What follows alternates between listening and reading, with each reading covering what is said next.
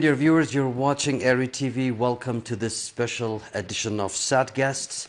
We have two panelists abroad, Dr. Gidewon Asmerom. He is a professor of mathematics at the Commonwealth University from Richmond, Virginia.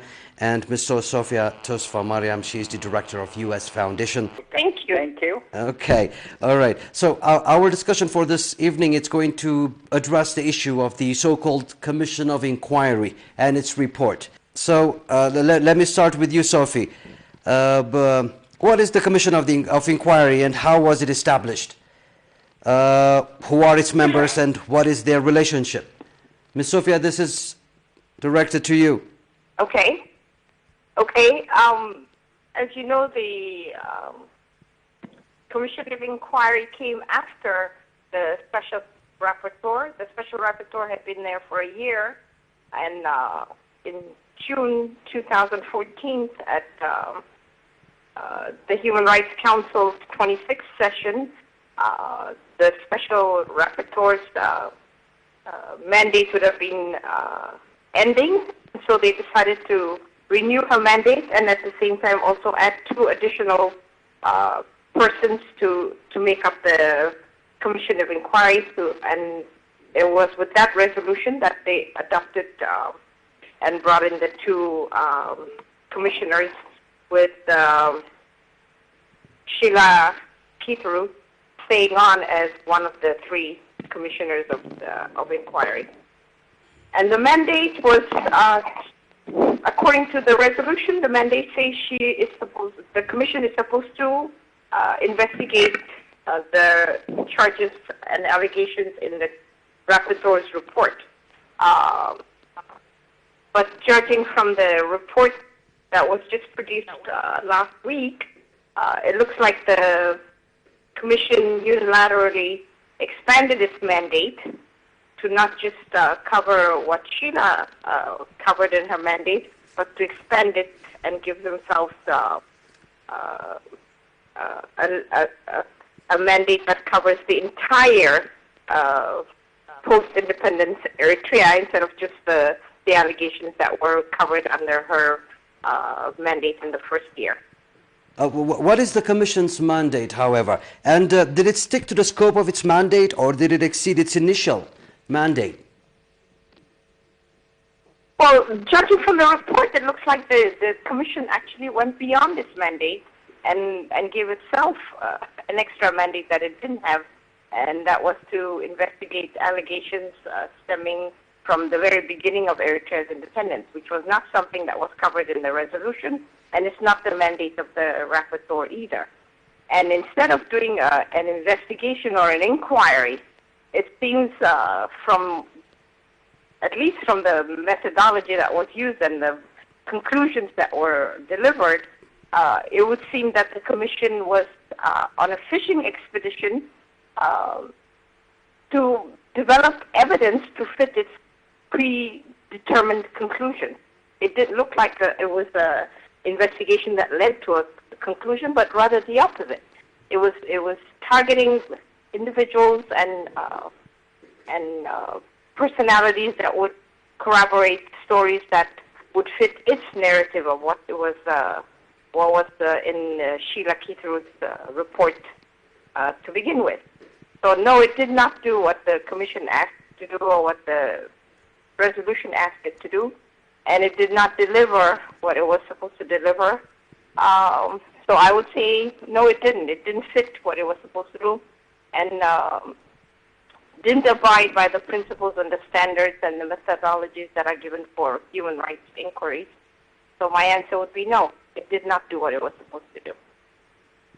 Okay, but have any of the members of the Commission worked on issues relating to Eritrea before their appointment to the Commission of Inquiry? Well, initially with the rapporteur, the Special Rapporteur, Keith-Ruth, we had established that she was already engaged with issues relating to Eritrea. And the Commission specifically says if you have worked on an issue and there was a conflict of interest per se, then you're supposed to bring it up in your application And I looked at her application, and there's no mention of any of her work that she's done on Eritrea. But she did work for Amnesty International, and she did work with individuals and personalities who also produced some of the documents that she's presenting today, and had worked with them in the past in securing cases at the African Human Rights Commission against the state of Eritrea. So she did have prior engagement with these individuals and groups that are presented in her report today, in the Commission's report, and none of that was disclosed in her application as far as I could tell. Okay, understandably the special rapporteur was associated with Amnesty International. When was she there and what was her position? Well, she was working in the East Africa desk. She was associated with East Africa report, which would mean Eritrea would also be under her purview. But that was not the only problem with the Commission. It wasn't just the rapporteur, but including the two gentlemen that joined the Commission were also part of the African Commission, which had filed cases against Eritrea in the past. So Mike Smith and Victor Dankwa, both of them also had prior history with Eritrea and were also knowledgeable of, or even participants in prior cases against Eritrea. So there was no impartial commission that was established, and certainly not independent, since it was very much influenced by its past and also by the groups and individuals that maintained their relationship with them after they were brought on board to be part of the Commission of Inquiry. Ms. Sophia, still, did the Special Rapporteur disclose during her application for the job that she had prior dealings with groups that were against the government of Eritrea? No, she never disclosed that. It was never disclosed in her application. And she continued to deny any association despite the facts and despite the documented facts. She did have prior relations with people that were engaged with activities. And also, in this particular Commission of Inquiry report, those referenced in the document itself, in the 500-plus document, majority of them, almost all of them, are people that have been associated with this individuals or contributed to the development of the document itself. If people took time to see and read the multiple volumes of reports that have been produced on Eritrea in the last 15 years, you could almost cut and paste them and put together the Commission's report, because that's exactly what they were. They were taken right out of statements, reports presented in Reporters Sans Frontières, Christian Solidarity, Amnesty International, and the personalities were engaged very closely in forums and discussions and conferences in the last 15 years, and the papers and reports that were developed out of these forums and conferences made up what we see today as the Commission Inquiry's report. So there was no independent investigation, there was no independent work done. I think they spent all their time, the whole year, just cutting and pasting from past reports on Eritrea to develop this very partisan paper that we see today. Ms. Sophia, what about the other members of the Commission? Ditto for them. Both the other ones, Mr. Mike Smith and Mr. Victor Dankwa, have prior relations with the rapporteur and also with the African Commission, whose association with the groups that are producers of this document, have a long history with them, and showed absolutely no qualms about associating with them post their appointment into the Commission of Inquiry either, which we have seen with their subsequent interviews and relationships and forums and conferences with these individuals that have had dealings with the African Commission in the past. Okay, Dr. Gidewon, now my question will be forwarded to you. Well, to our knowledge, we have seen the Commission never visited Eritrea. And did the Commission ever contact any Eritrean mission, embassy, and diaspora community to gather with information? Dr. Gidewon. Well, as far as the diaspora community goes, not to the extent that one expects from a neutral body that's interested in finding the truth and in establishing facts. It did issue a general statement in its website. Probably that could be claimed as an announcement to the diaspora community. So other than the posting on their website, there wasn't this effort done by the Commission to find unbiased sample of Eritreans in the diaspora who could attest the reality in Eritrea. So all of it was done under wraps. So the answer to it is no, to a satisfactory manner they didn't. The same thing with the special rapporteur in her 2-year mandate from October 2012 through 2014. She didn't actively seek the Eritrean diaspora, particularly those in Europe and the Americas. Dr. Gidewon, if the Commission didn't contact any Eritrean mission, embassy, and diaspora community, who did the Commission rely on for its information and individuals and groups? Well, that's at the heart of what this Commission's report makes it baseless and warranted report. In a normal situation, any inquirer is supposed to ascertain that he or she or as a group doesn't get a biased sample. But the Commission tells us in the report that its primary sources were people who have pending asylum cases or refugees in hostile territories like Ethiopia and Djibouti. And this kind of information, plus some people who have hostile intention against the government of Eritrea from day one, were the ones who were orchestrating and rounding up the interviews for them. So they tell us that we have faceless, nameless sources. We are not going to tell who told us the story. We are not going to tell where the stories happened. Of course, all of this is under the cover of protecting the individuals. But in any inquiry, if you don't present verifiable facts and transcripts, technically speaking, you could pad or pack your report with all sorts of lies, like what this report does. So its main sources are individuals.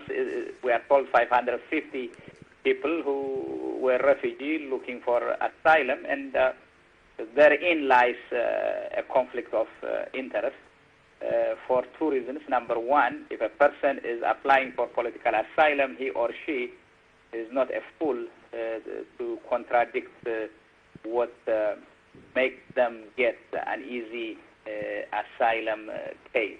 So they would not dare tell the truth. The second one is, if we are talking to people in Ethiopia or Djibouti, when Ethiopian officials are looking, they are basically forcing people to tell you what you want to hear rather than what they feel they should talk. The special rapporteur, particularly from our experiences, and as Sophia was mentioning, she was on a fishing expedition, meaning that they have already have in their mind what report to write. So they were going left and right to get this or that information twisted to their liking. And since, as I said, we have no evidence of the transcripts and where these allegations are done or who did them, you cannot really, who said them, you cannot really verify it. Okay. So what was the role of the international NGOs, such as the Christian Solidarity Worldwide, the Amnesty International, and others in developing the narrative in Eritrea? Ms. Sophia, this question is directed to you. I would say they had a very big role to play in this Commission's final report. If we go back some 15 years ago, or even longer, to 2001, we see the entry of Amnesty International through the person of Trisha Hepner, who had come to Asmara to do a stint at Asmara University, and for some reason when she came back from Asmara, she was very much engaged in the anti-Eritrea campaign that has ensued since then. And she's written multiple reports, she's written multiple books on Eritrea, organized multiple forums for anti-Eritrea groups, conducted many seminars and speaking engagements around universities, obviously to tarnish Eritrea's image. And she, being the Amnesty International expert on Eritrea, she managed to give herself and those who are in her entourage access to a lot of forums. The Christian groups, the Christian Solidarity Worldwide, Open Doors, and other Christian rights organizations in the United States and Europe also gave these anti-Eritrea groups access and forum, including to the United Nations. They had consultative status, which Christian Solidarity does, and that's how these anti-Eritrea groups ended up coming to these forums and bringing their testimonies and their reports to these places. Christian Solidarity Worldwide, and the gentleman, his name is Matthew Jones, we ran into him several times when we were in Geneva during the human rights hearing last year, and he was almost boasting about his role and how he was instrumental in getting the narrative on Eritrea to where it is today, and associating Eritrea with everything that could give him the kind of notoriety that his organization needed over Eritrea. And they've been running the campaigns in Europe on behalf of Eritreans. They've never worked with the Eritrean diaspora. They seem to be stuck on a couple of individuals who are known to be anti-government and who have an axe to grind with the government of Eritrea. So yes, the international NGOs played a very big role, and amongst them is Christian Solidarity Worldwide and Amnesty International, who played the really leading role, actually, in creating the narrative on Eritrea. If we trace Amnesty International, it's not just in the work of Trisha Hepner, but we also found out that all the narratives and all the buzzwords that were created, including the one of today, were created by Amnesty International to fit the campaigns that they were running against Eritrea. And one of their employees, who's now working in the UN, Gillian Titley, was also an Amnesty personality and working as an UNMI human rights coordinator in Asmara during the United Nations mission for Eritrea and Ethiopia. So Amnesty's tentacles and Amnesty's reach inside of Eritrea through these Christian fundamental groups, extremist groups, has been very deep, and the bulk of the Commission's report reflects what Amnesty has been putting in their reports in the last 15 years. And in addition to that, the campaign with the refugees and asylum seekers, it's amazing that all these people that are, all these individuals that are associated with these Christian groups and Amnesty International are also members of the International Commission for Eritrean Refugees, along with these anti-Eritrea elements also that make up part of the Commission.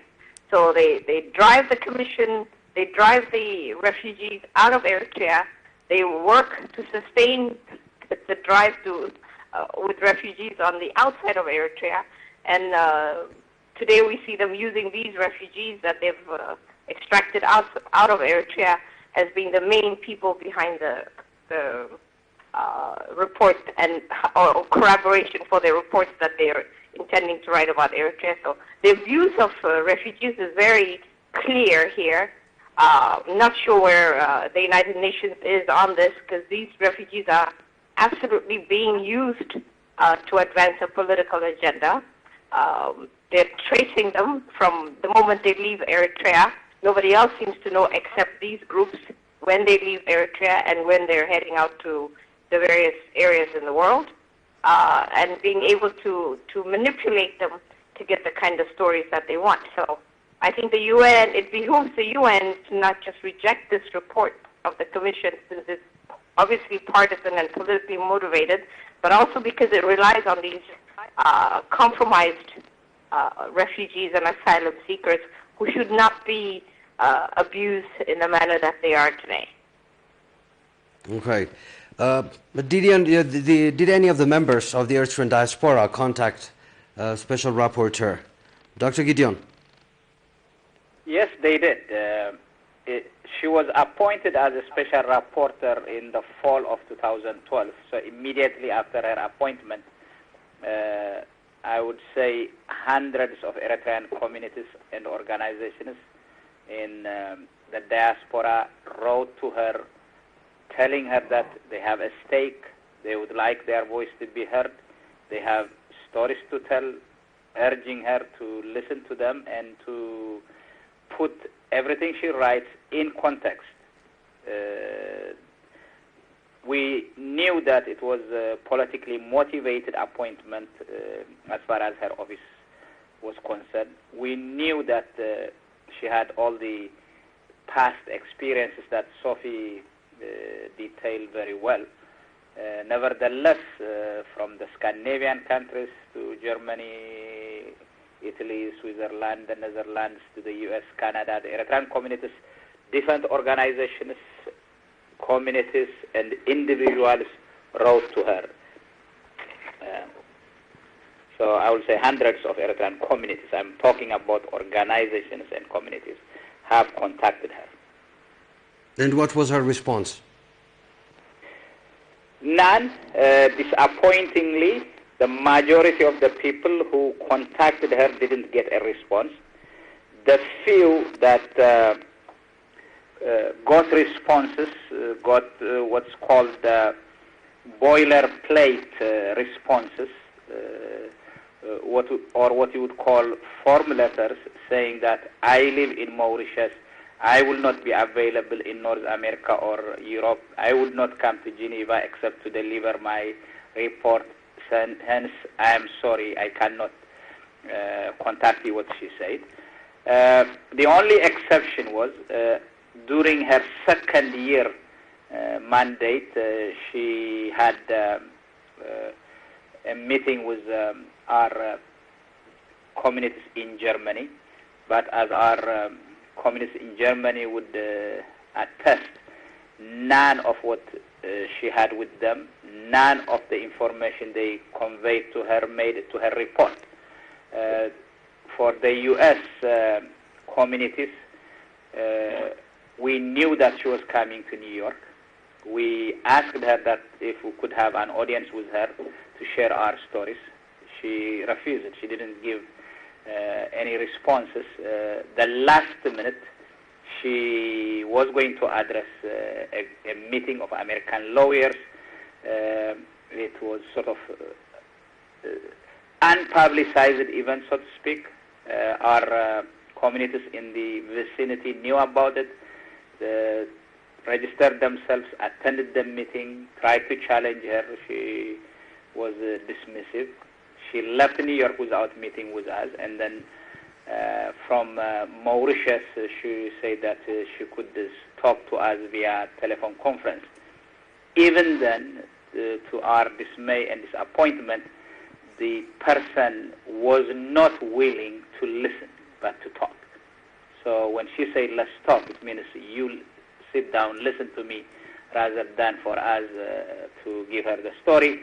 And when she finished talking, she said that she has a Hindu festivities to attend to, and she left without hearing much of what the community have to say. So that's the story of the special rapporteur's contact with the Eritrean diaspora community that she suspected would tell her the other side of the narrative, a narrative that she was not willing to take into consideration. Okay, Dr. Gidewon, what known activities did she participate in before that presented her as an activist as opposed to a neutral rapporteur? Well, the way she was entertaining those she called to tell her stories of human rights abuses in Eritrea, she treated them totally differently than the majority of the Eritrean communities in the diaspora. So she would give address, she would tape them, she would give them public forums, and then in her press relationships and other things is very, very hostile. And even the reports she had presented, two reports, one in 2013 and another one in 2014, clearly shows that I would dare to say that, as Sophie was saying, they were listed. University professor would call it plagiarism, basically without attributing from where the quotes were taken, was basically cut and paste job. And some outrageous allegations that any person with common sense would not put such kind of bogus reports that clearly started with some anti-Eritrea elements, but she took them wholesale and she tried to peddle them, to sell them to the Human Rights Council in Geneva. So as far as we are concerned, she was basically already determined to paint Eritrea in a negative image. In 2013, the resolution that was given to the Human Rights Council, if you examine the forensics of the document itself, shows that it was penned by Amnesty International or someone working for Amnesty International, because you could look at who authored the document, whose computer was used, and it was quite amazing and shocking to find out that Amnesty International wrote the resolution that condemned Eritrea. Even this commission of inquiry, you would see that when you look at the forensics of the document, it was prepared by someone who had worked or a template that was prepared for a Syria commission of inquiry. So this kind of stuff, as Sophie was mentioning earlier on, Christian Solidarity Worldwide openly boasted, and it's in their website, that they started with a template. Their campaign first was to make Eritrea look like the North Korea of Africa. From that template, they say that they consulted everything they did for North Korea. So it was a well orchestrated, pre-planned defamation, disinformation campaign with consultants with Ethiopia and other things. And the Commission of Inquiry admits that some of its sources are Ethiopian officials. Here are the patented liars, Ethiopian officials, who are determined to destroy Eritrea and its people, determined to occupy its territory. You take information that you got from the Ethiopian authorities and you peddle it as if it is a reality or fact. This shows who she is partnering with, and rather than a neutral, impartial, and objective rapporteur or a member of a commission, she is, to my best knowledge, an activist that is bent to harm Eritrea rather than to help Eritrea. Okay. Now the report is about over actually 500 pages long, and my question is, why such a long-winded report, and what are its main contents? Ms. Sophia. Well, it's very obvious. it would seem with this particular report that was produced that it's jam-packed with all kinds of allegations. Everything under the kitchen sink that you could get into a report, you get into this one. It was almost a report of desperation. And not so much the contents that were in there, because there was nothing new in there that we hadn't seen before. All the narratives on Eritrea and every single institution in Eritrea that they have been targeting for the last 15 years have been put into this report. What makes it sad, in a way, since it's supposed to be an inquiry commission and it's supposed to be a human rights seeking document, there's nothing that shows there was any fair procedure where both sides could be heard. It was completely one-sided. So it raises the issue of credibility with the report, not to mention the unsubstantiated allegations that make up the bulk of the report, and then the anonymous personalities that are quoted there, and the almost demeaning and contemptuous words that are used to describe Eritreans. At one point, they talk about prisoners and the way prisoners are treated, the way women are treated in Eritrea. They question the history of Eritrea. They butcher the history of Eritrea and the history of the Eritrean People's Liberation Movement. It's almost as if they didn't want the EPLF to be any part of Eritrean history.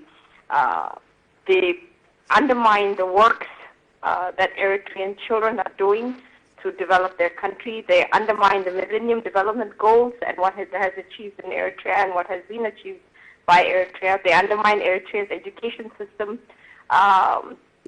If you remember, when Resolution 2023 was being passed at the United Nations and Gabon was drafting the resolution, there was an 8-9 page resolution before it was watered down and brought down to a couple of pages. But in there, the Ethiopians had managed to put everything exactly the way the Commission has in this report to pretty much take out the government of Eritrea, because in that report, it was during the Al-Shabaab extravaganza that they decided to put every single institution of government to be sanctioned by the United Nations. And this report does exactly that.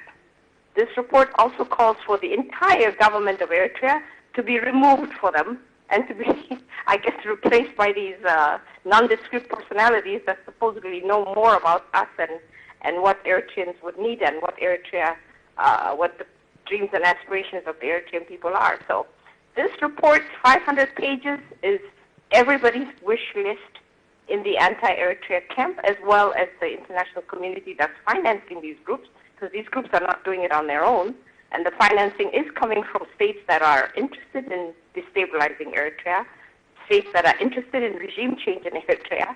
So it has all the roadmaps of a regime change kind of report, and none of it can be verified by anybody because all the evidence is confidential. All the personalities that are quoted cannot be brought, and nobody can repeat this inquiry and get the same report. So overall, the 500 report was meant to confuse, because nobody's going to take time to read 500 pages. And since they just wanted the documents to be there, they wanted on the record. That's what it seems like they were doing, more than contemplating that it would amount to anything. So in the face of it, for Eritreans, it amounted to nothing. And nothing but a collection of hearsay, gossip, innuendos, complaints, individual and groups of the last 15 years. This was not a report of an inquiry commission befitting the UN, least of all the UN Human Rights Council. So the 500 pages is meant to bore you and just accept what the media tells you about the report. But if you went line by line and looked at every single page of this monstrous document, it would amount to nothing but a collection, cut and paste from previous reports developed by these groups over the last 15 years. Okay, Dr. Gidewon, Sophia, thank you so much for your time. Dear viewers, our panels from Richmond, Virginia, and Washington are Dr. Gidewon Asmerom. He's a professor of mathematics at the Commonwealth University, and Ms. Sophia TesfaMariam, the director of U.S. Foundation for the Horn of Africa.